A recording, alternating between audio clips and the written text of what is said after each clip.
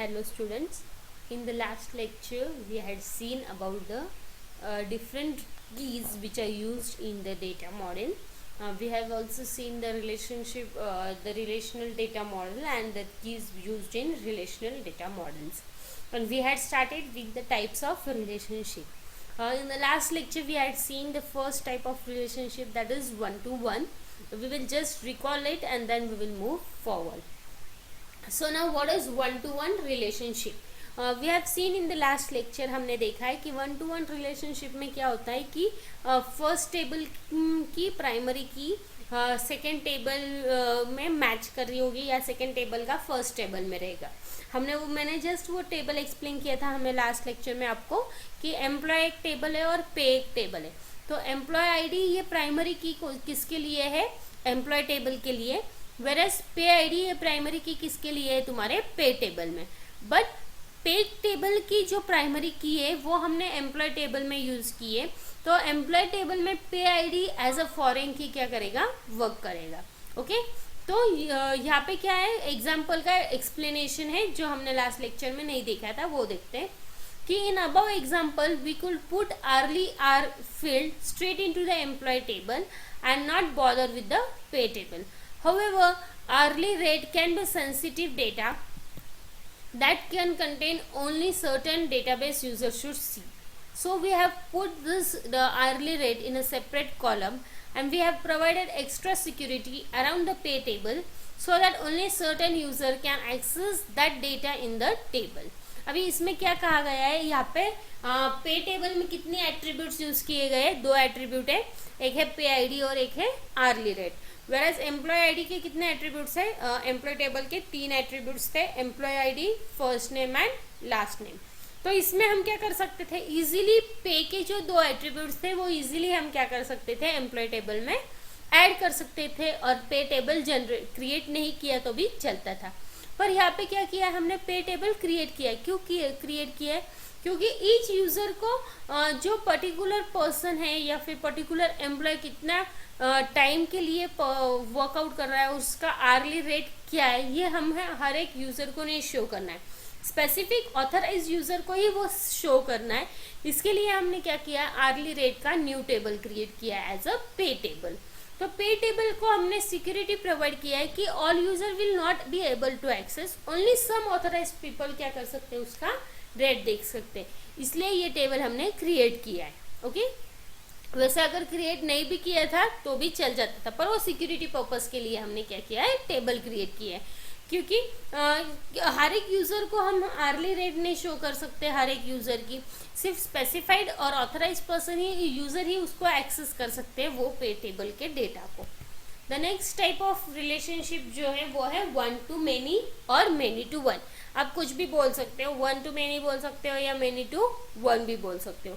अभी ये एक मोस्ट कॉमन रिलेशनशिप यूज़ की जाती है हमारे रिलेशनल डेटाबेस में जब हम दो टेबल को कनेक्ट करते हैं. जो टेबल को अगर दो टेबल को हम अगर रिलेशनशिप में शो करने चाहते हैं तो मोस्टली जो कॉमन टाइप ऑफ रिलेशनशिप जो यूज़ करते हैं वो कौन सी है? One to many. इसमें क्या होता है, a row in table can have one or more matching rows in table B, but a row in table B can have only one matching row in table A. One to many relationship can also be viewed as many to one relationship depending on the way we look it at. Okay? अभी इसमें क्या कहा गया है, one to many relationship में क्या किया जाता है कि ये टेबल की जो भी डेटा है that will be having many matching in the another table, पर अनदर टेबल की फर्स्ट टेबल के साथ सिर्फ एक ही मैचिंग शो होगी और वाइस वर्सा होगी.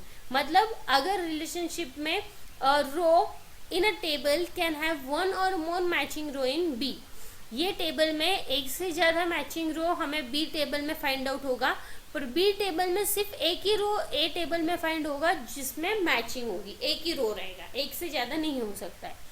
और वन टू मेनी और मेनी टू वन ये दोनों सेम है, सिर्फ डिपेंडिंग अपॉन आवर व्यू, हम उसे किस तरह से देखते हैं उसके ऊपर से वो डिपेंड है.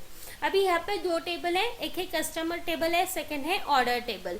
तो यहाँ पे कस्टमर टेबल में कस आईडी ये प्राइमरी की है, वेरएज ऑर्डर टेबल में ORD आईडी ऑर्डर आईडी, ये उसकी प्राइमरी की है।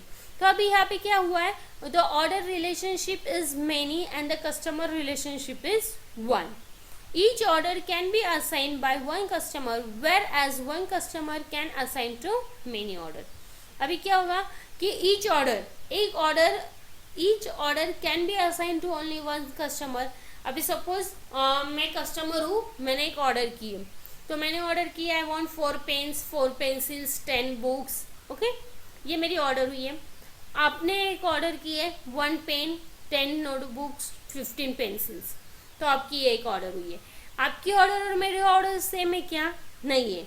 मतलब ईच ऑर्डर एक ही कस्टमर को असाइन हो सकती है, वेराइज एक कस्टमर मैंने ऑर्डर प्लेस कर सकता है। मैंने फर्स्ट ऑर्डर प्लेस की, मैं और एक ऑर्डर भी दे सकती हूँ कि मुझे सिर्फ 25 बुक्स दो, ये मेरी सेकेंड ऑर्डर हुई। थर्ड ऑर्डर मैं नंबर ऑफ ऑर्डर दे सकती हूँ, पर ऑर्डर वाले जो भी ऑर्डर रहेगा that will be assign to only one customer, वो सिर्फ मुझे देगा मेरी ऑर्डर, आपको दे सकता है क्या? नहीं।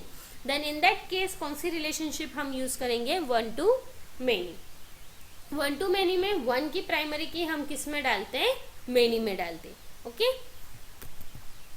The third type is relationship is many to many. Many to many relationship में क्या होता है कि ए टेबल के रोज की मैचिंग बी टेबल्स में नंबर ऑफ रोज के साथ मैच हो रही है, या फिर बी टेबल के नंबर ऑफ रोज की मैचिंग ए के टेबल में नंबर ऑफ मैचिंग के साथ हो रही है। मतलब अगर मेनी टू मेनी रिलेशनशिप को देखा जाए तो दो मेनी टू मेनी रिलेशनशिप अगर साथ में ली जाती है तो वहाँ पे हम कौन सी रिलेशनशिप शो कर सकते हैं? Many to many relationship show कर सकते हैं। तो उसके लिए हमें एक इंटरमीडिएट टेबल क्रिएट करना पड़ता है। वो इंटरमीडिएट टेबल में क्या यूज़ किया जाता है? वो टेबल को हम क्या बोलते हैं? जंक्शन टेबल बोलते हैं। जंक्शन टेबल बोलते हैं या फिर क्रॉस रेफरेंस टेबल कहा जाता है, जिसमें दोनों टेबल को लिंक करने के लिए हम क्या करते हैं? फील्ड्स राइट करते हैं, और वो दोनों टेबल्स के फील्ड्स वो टेबल में हम क्या करते हैं? ऐड करते हैं विथ और उसका रिलेशनशिप हम क्या करते हैं? फिर दोनों के साथ शो करते हैं। That is for example if the table if for example if a list of books and a list of author, each book may have one or more author and each author may have written multiple books. In this case we have many books related to many author. अभी यहाँ पे कौन सा example लिया है? Books and author का लिया है कि यहाँ पे क्या बोला गया है कि ईच बुक, एक बुक एक या ज़्यादा ऑथर ने लिख सकते हैं, और one author can write more than one books. तो ये केस में क्या हुआ है कि मेनी बुक्स है, मेनी ऑथर्स है, तो यहाँ पे रिलेशनशिप कौन सी होती है? Many to many. अगर दोनों के पास मेनी है, अगर मेनी टू मेनी रिलेशनशिप होती है तो एक इंटरमीडिएट टेबल फॉर्म करते हैं, that is the junction table, जिसमें दोनों टेबल को हम लिंक करने के एट्रीब्यूट्स राइट करते हैं। फॉर एग्जाम्पल बुक्स टेबल की एक है ऑथर और एक है बुक डिटेल दिया है नाम उन्होंने टेबल को। तो इसमें क्या है? ऑथर में ऑथर आईडी है, फर्स्ट नेम है, लास्ट नंबर है, एंड ये इसमें क्या है? बुक में बुक आईडी है, बुक और ऑथर आईडी है। बुक डिटेल्स में बुक आईडी है, बुक नंबर है, एंड पब्लिशिंग डेट है। अभी यहाँ पे देखो, ऑथर की प्राइमरी की हमने बुक को दी है और बुक की प्राइमरी की हमने बुक डिटेल्स को दी है। मतलब ये तीनों टेबल एक दूसरे के साथ क्या हुआ? लिंक हुआ। ये इंटरमीडिएट टेबल हुआ है बुक, दैट इज बुक। ये इंटरमीडिएट टेबल क्यों है? या फिर उसको क्रॉस रेफरेंस टेबल कहा जाता है या फिर जंक्शन टेबल कहा जाता है, क्योंकि बुक की प्राइमरी की यहाँ पे हमने ली है, वेराज ऑथर की प्राइमरी की हमने इस टेबल में ली है। तो बुक ये टेबल में हमने दोनों टेबल्स की प्राइमरी की ली है और वो दोनों टेबल्स में हमने लिंक असाइन किए with the help of this junction table. So this is the example of many to many relationship. समझ में आया? Now next point which we are going to see is steps to develop the relationship between the relations in LibreOffice Base. तो LibreOffice Base में relationship show करने के लिए कौन से स्टेप्स हम फॉलो करेंगे वो ये पॉइंट में हम देखेंगे। तो create relationship with one field common which is the primary key of first table and the same key is referred in the another table and is called as foreign key of that table. तो इसमें क्या कहा है कि अभी Libre office में हमें अगर रिलेशनशिप बिल्ड करनी है तो वो कैसे करेंगे हम? तो उसके लिए हमें सबसे पहले क्या क्रिएट करना है? टेबल्स क्रिएट करना है। फिर वन फील्ड हमें क्या करनी है, कॉमन करनी है कि which will be the primary की, और वो हम सेकेंड टेबल में ऐड करेंगे। तो वो सेकेंड टेबल में क्या होगी, रेफरेंस देते हैं हम फर्स्ट टेबल का, तो वहाँ पे वो क्या होगी, एज अ फॉरेन की यूज की जाएगी।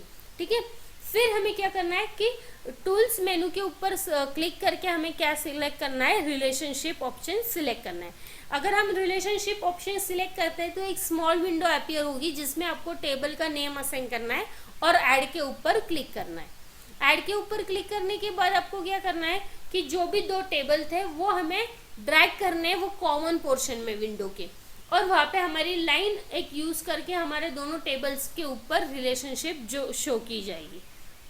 अगर आपको वो रिलेशनशिप डिलीट करनी है तो जस्ट राइट क्लिक करो और डिलीट, वो लाइन सिलेक्ट हो जाएगी। डिलीट के ऊपर क्लिक किया तो वो रिलेशनशिप वहाँ से रिमूव होगी। ओके, उसके बाद सेटिंग ऑप्शंस प्रोवाइड किया है कि सेटिंग ऑप्शंस में क्या किया है कि आप राइट क्लिक कर सकते हो वो लाइन के ऊपर, और एडिट ऑप्शन से आप क्या कर सकते हो कि various updation and deletion of the particular relationship can be perform. तो ये हम प्रैक्टिकली देखेंगे कैसे करना है। तो ये विंडोज रहती है, ये देखो यहाँ पे मैंने फर्स्ट टेबल ड्रैग किया, कस्टमर यहाँ पे आईडी से ड्रैग किया। ठीक है, अभी इन दोनों के बीच में मैंने यहाँ से टूल्स में जाके मैंने सिलेक्ट किया था, यहाँ पे सब हुआ है प्रोसेस। तो ये जो लाइन दिख रही है वन मेनी, तो ये क्या है, रिलेशनशिप है। यहाँ पे हम रिलेशनशिप शो करते हैं, कौन से टेबल्स लिए, ऑर्डर और कस्टमर लिया है। इसकी प्राइमरी की कस्टमर की कस्ट है, ऑर्डर के इसमें हमने कौन सी प्राइमरी की डाली, कस्ट की प्राइमरी की डाली है। That is primary key of customer हमने किस में दी है, ऑर्डर में दी है। फिर हमें कुछ एक्शन परफॉर्म करना है, नहीं करना है, ये सब वैल्यूज हमें देखना है और फिर ओके क्लिक करना है। तो ये हमारा रिलेशनशिप दो टेबल के बीच में क्रिएट हुआ है by using Libre office base. So in this way we have completed our 5th unit, that is database concept, and we will have a quick summary of this chapter, what we have seen in this chapter.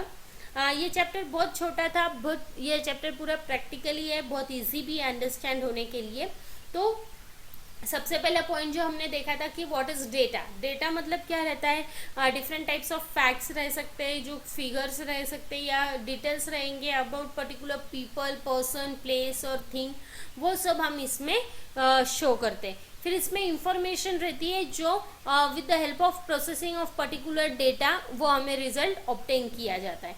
फिर what is database हमने देखा है कि database क्या है। तो database में क्या था, database is nothing but it is a collection of data or collection of different types of items which are organized in a particular manner.